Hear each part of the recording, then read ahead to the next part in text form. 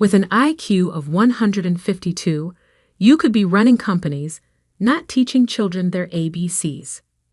I'd heard variations of this statement from my father throughout my life, but this time was different. This time, Harrison Bennett wasn't just expressing disappointment in his daughter's career choice. He was cutting me off completely. I'm Alexandra Bennett, Alex to my friends, and at 28, I'd finally done the unthinkable. I'd accepted a position as a high school teacher instead of joining Bennett Technologies, my family's thriving tech company. The mahogany-paneled walls of my father's home office seemed to close in as he paced behind his desk, his custom Italian loafers wearing a path in the Persian carpet. My mother, Catherine, sat perfectly poised in her designer armchair, her expression a carefully crafted mask of concern. "Alexandra, darling," she said, her voice dripping with practiced patience, "you have to understand how this looks. We've invested everything in your education.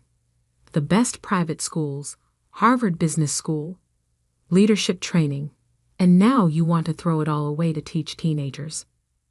I straightened my spine, feeling the weight of my teaching credentials in my bag. I'm not throwing anything away. I'm using my education exactly how I want to use it. How you want? Dad's voice rose as he spun to face me. What about what this family needs? The company needs. Your brother James is handling the technical side, but we need you for operations and strategy. It was all planned out. Ah, yes, the plan. The grand Bennett dynasty blueprint that had been laid out since before I was born. James would handle the engineering and product development, following in Dad's footsteps, while I would manage operations and eventually become CEO, inheriting Mom's role. Perfect symmetry, perfect succession. Except I had my own plans. Dad, I've taught coding workshops for 3 years alongside my MBA. I've seen the impact direct education can have. The excitement when a student finally grasps a concept, the potential unleashed when. Potential? He slammed his hand on the desk, making the family photos rattle. You want to talk about potential? Bennett Technologies is about to sign the largest government contract in our history. We're talking billions in educational technology infrastructure. That's real impact. I knew about the contract. The AID-Tech Initiative, a massive project to modernize the entire state's educational technology infrastructure. Bennett Technologies was the frontrunner, but they still needed approval from the State Department of Education. And who do you think evaluates and implements these education contracts? I asked quietly. Teachers, education professionals, people who understand both technology and classroom realities. Don't get smart with me, Dad snapped. If you want to understand how technology works in education, you do it from the corporate side, not by grading papers and chaperoning proms. Mom stood up, smoothing her silk blouse. Alexandra, we're just trying to protect you. Teaching is admirable, but the salary, the status, she shuddered delicately. How will you maintain your lifestyle? I looked around the office, at the symbols of wealth that had defined my upbringing. The rare art pieces, the antique furniture, the photos of our family at charity galas and yacht club events. Maybe I don't want that lifestyle. The words hung in the air like a death knell. Dad's face turned an alarming shade of red. Then you won't have it. As of this moment, you're cut off. No more trust fund, no more allowance, no more family connections. If you want to live like a teacher, you'll do it without our support. Harrison, Mom gasped, though I noticed she made no move to contradict him. You have a choice, Alexandra, Dad continued, his voice cold. Take your rightful place at Bennett Technologies, or face the consequences of your idealism. I stood up, surprising myself with how steady my legs felt. I've already made my choice. I start at Franklin High School next month. Then I suggest you start learning to live on a teacher's salary immediately. He turned his back to me. A clear dismissal. Madeline will show you out. Mom gave me one last pleading look but remained silent as I walked out of the office. The housekeeper, Madeline, was waiting in the hallway, my coat already in her hands. She'd worked for our family for 20 years, had practically raised me while my parents built their empire. "Miss Alexandra," she whispered, slipping something into my pocket as she helped me with my coat. "You'll always have friends here." Outside, the autumn air was crisp as I walked to my car, a modest Prius I'd bought myself, much to my parents' horror. Inside my pocket, I found a folded envelope containing $2,000 in cash and a note in Madeline's careful handwriting. "For emergencies. Proud of you." I drove home to my new apartment, also modest, also self-funded, fighting back tears. Not of sadness, but of determination. My parents thought teaching was beneath me, a waste of potential. They had no idea that I was about to have more influence over their precious contract than they could imagine. Because what my family didn't know was that I hadn't just accepted any teaching position. Through my work with coding workshops and educational outreach, I had caught the attention of some very important people in the state's education department. People who were looking for someone with both educational experience and a deep understanding of technology infrastructure. My position at Franklin High was only part of my new role. The other part, the part I couldn't tell my parents about due to confidentiality agreements, was as special advisory chair to the State Education Technology Implementation Committee. In other words, I would be one of the key people evaluating and approving that billion-dollar contract my father was so excited about. But that would be a lesson for another day. Right now, I had curriculum planning to do and a classroom to prepare. After all, as any good teacher knows, the best revelations come after proper preparation. I pulled into my apartment complex, passing the gleaming high-rises where I used to live to reach my more humble building. A text from James lit up my phone. "They'll come around, Lex. They always do." I smiled sadly. My brother meant well, but he didn't understand. This wasn't about them coming around. It was about standing my ground, about proving that success isn't measured by the size of your office or the number of zeros in your bank account. Sometimes the most important lessons are the ones that hurt the most to teach, and I was about to give my parents an education they'd never forget. The first month of teaching at Franklin High School taught me more about leadership than any Harvard Business School course ever did. Standing in front of 30 teenagers, trying to make computer science both accessible and engaging, required skills that couldn't be learned from textbooks or board meetings. Miss Bennett, Maria Rodriguez, one of my brightest students, raised her hand during our coding workshop. "Why do schools always get stuck with outdated technology? My cousin's private school has all the latest equipment, but here we're working with computers older than we are." The question hit close to home. The very contract my father was pursuing was meant to address this disparity, but I knew Bennett Technologies' proposal focused more on profit margins than educational equity. "That's actually a complex issue," I began, seeing an opportunity for a real-world lesson. Who here knows anything about educational technology procurement? Blank faces stared back at me. "Okay, let's break it down. When schools need technology, they have to go through a whole process." I started sketching on the whiteboard, creating a flowchart of the procurement process. By the end of class, my students understood more about educational infrastructure than most corporate executives I knew. After school, I headed to my other office, a sleek space in the State Education Department building downtown. As Special Advisory Chair, I had the responsibility of reviewing all major technology implementation proposals for the state schools. "Alex, you need to see this," Sarah Martinez, my deputy, said it as I walked in. She handed me a thick folder with the Bennett Technologies logo emblazoned on it. Their final proposal just came in. I spent the next 3 hours reviewing the document, my heart sinking with each page. The technology was cutting edge, yes, but the implementation plan was clearly designed to maximize profit rather than educational impact. Schools would be locked into expensive service contracts, forced to upgrade on the company's schedule rather than their own, and smaller districts would receive lower priority support.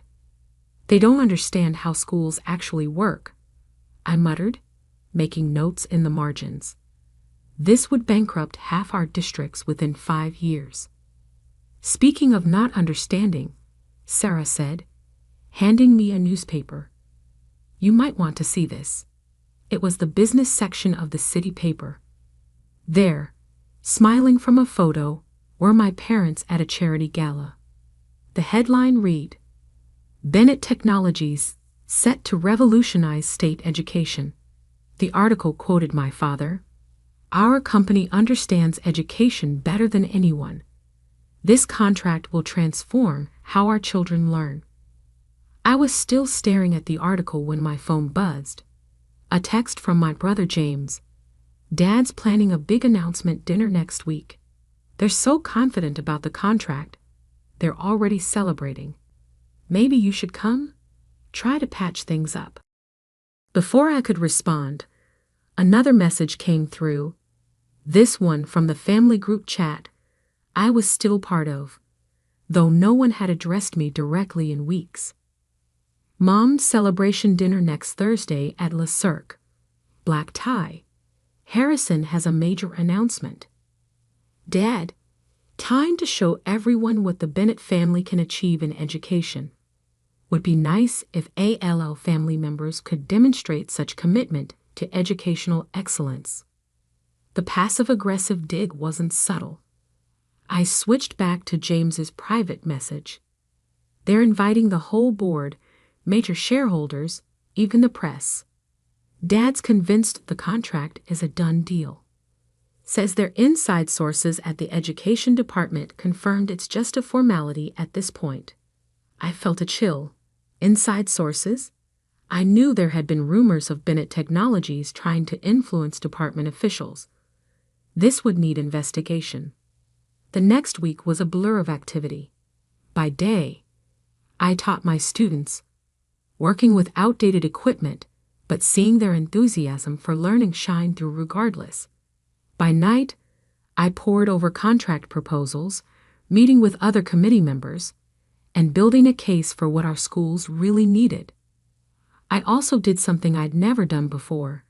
I started documenting every interaction, every email, every piece of evidence suggesting Bennett Technologies was trying to manipulate the contract process. If they were playing dirty, they needed to be exposed. 2 days before the celebration dinner, I received an official invitation. Not from my parents, but from Bennett Technologies' PR department. "You are cordially invited to celebrate Bennett Technologies' groundbreaking achievement in educational technology. As a professional educator, your presence would add valuable perspective to this historic moment." They didn't even realize who I was. To them, I was just another teacher to be used as a prop in their corporate theater. I RSVP'd yes. That same afternoon, I finished my final review of their proposal. The verdict was clear. While their technology was impressive, their implementation plan would be disastrous for our schools. The contract couldn't be approved as written. I also finished compiling my evidence of their attempted contract manipulation. The file was damning. Emails showing improper contact with department officials evidence of attempted bribes, documentation of false claims in their proposal.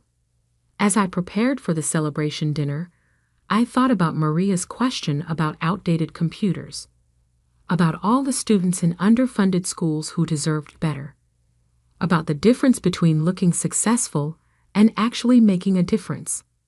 My parents thought they were about to teach me a lesson about success. Instead, they were about to learn one about integrity.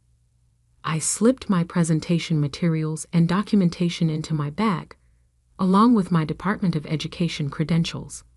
Tomorrow night, at their own celebration dinner, they would finally understand exactly what just a teacher could do. The stage was set for a lesson they'd never forget. And this time, I would be the one doing the teaching. Lee Cirque's private dining room sparkled with crystal and success. The city's business elite mingled over champagne, celebrating a victory not yet officially won. My father stood at the center of it all, holding court like a king in his empire.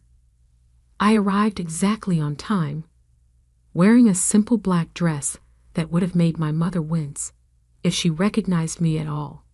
For the first 20 minutes, I moved through the crowd unnoticed, just another teacher invited for show. Ladies and gentlemen, my father's voice boomed across the room. Thank you all for coming tonight.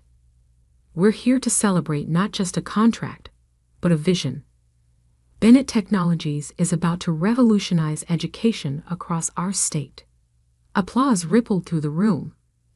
I watched my mother beam with pride, my brother James shift uncomfortably. He'd always been more honest than our parents. And the board members nod in self-satisfaction. In just a few days, Dad continued, we'll be signing the largest educational technology contract in state history. Our inside sources tell us it's a done deal. More applause. And to demonstrate our commitment to educators, we've invited several teachers to join us tonight. These are the people who will be using our technology, shaping young minds. His voice trailed off as he finally spotted me in the crowd. The color drained from his face. Alexandra? Hello, Dad, I said, loud enough for everyone to hear. Don't let me interrupt. You were saying something about inside sources and done deals. Mom's champagne glass nearly slipped from her fingers. James took a step forward, then thought better of it. What are you doing here? Dad's attempt at a smile looked more like a grimace. I was invited. I held up the PR department's invitation. As a professional educator, though I'm actually here in my other capacity, I reached into my bag and pulled out my credentials. As Special Advisory Chair of the State Education Technology Implementation Committee. The silence that fell over the room was absolute. I could see the wheels turning in every head as they processed what this meant. That's impossible, Mom finally managed. Why? Because I'm just a teacher. I walked to the front of the room, my heels clicking on the marble floor. Actually, that's exactly why I was chosen for the role. They needed someone who understood both technology and education. Someone who could evaluate proposals based on real classroom needs, not just profit margins. Dad's face had moved from white to red. Now see here. No, Dad. You see here. I pulled out my laptop and connected it to the room's display system. Let me share some findings from our proposal review. The next 10 minutes were brutal. I methodically took apart Bennett Technologies' implementation plan, showing how it would devastate school budgets, highlighting the predatory service contracts, demonstrating the impact on smaller districts. And then there's the matter of these emails. New documents filled the screen. Communications between Bennett Technologies and department officials, attempted bribes, false claims in official submissions. Would anyone like to explain these? The board members were now staring at my father with horror. Corporate lawyers in the crowd were already reaching for their phones. "You can't do this," Dad spluttered. "We're your family." "Yes, we are," which makes this even more disappointing. I turned to address the whole room. The contract proposal, as written, has been rejected. However, the committee has prepared a conditional approval framework that got everyone's attention.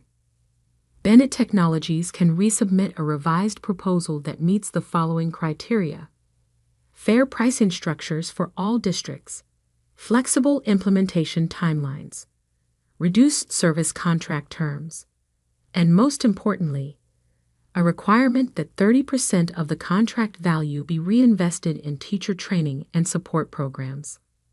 That would cut our profit margins in half. Someone from the financial department protested. Yes, I agreed. It would bring them in line with ethical business practices for educational contracts. You have 48 hours to decide if you want to resubmit under these terms, or we move to the next qualified bidder. The room erupted in chaos. Board members huddled in corners. Lawyers whispered urgently to executives, and my parents just stared at me like they'd never seen me before. "All this time," Mom said softly, "you were doing exactly what you taught me," I finished for her. "Making an impact on education, just not the way you planned." James approached, a hint of a smile on his face. "You know what this means. If we accept these terms, you'll be overseeing our company's largest contract." "No," I corrected him. "I'll be ensuring that students like Maria Rodriguez get the educational tools they deserve, regardless of which company provides them." The next few weeks were intense. Bennett Technologies ultimately accepted the committee's terms. They really didn't have a choice once their ethical violations came to light. The revised contract was actually better for everyone. Schools got fair terms, teachers got support, and the company maintained its market position, just with more reasonable profits. My parents? That took longer to resolve. Dad showed up at Franklin High 3 weeks after the dinner. I was teaching my coding class when he appeared in the doorway. "Miss Bennett," Maria called out, "isn't that your dad? The tech company guy?" "Yes," I said, watching him take in the classroom, the engaged students, the work we were doing with limited resources. "He's here to learn." "Alexandra," he said when class ended, I was wrong. About teaching, about you, about a lot of things." "I know," I replied.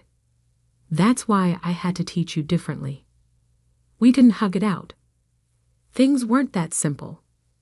But over time, something interesting happened.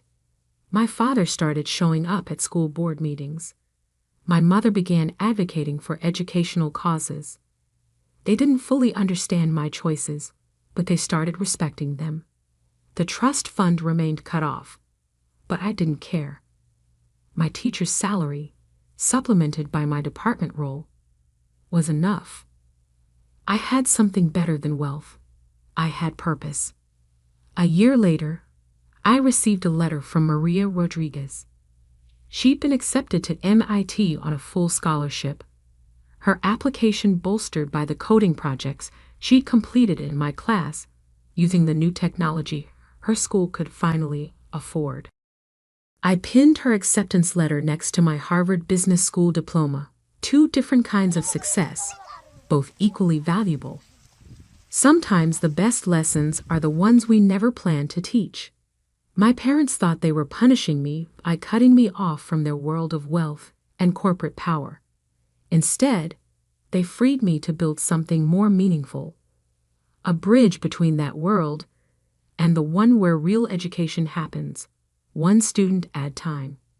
As for being just a teacher, well, sometimes the most powerful person in the room isn't the one making the loudest noise. Sometimes it's the one with the red pen, the lesson plan, and the ability to make a real difference. Just ask my parents. They learned that lesson the hard way. But then again, those are always the lessons we remember best.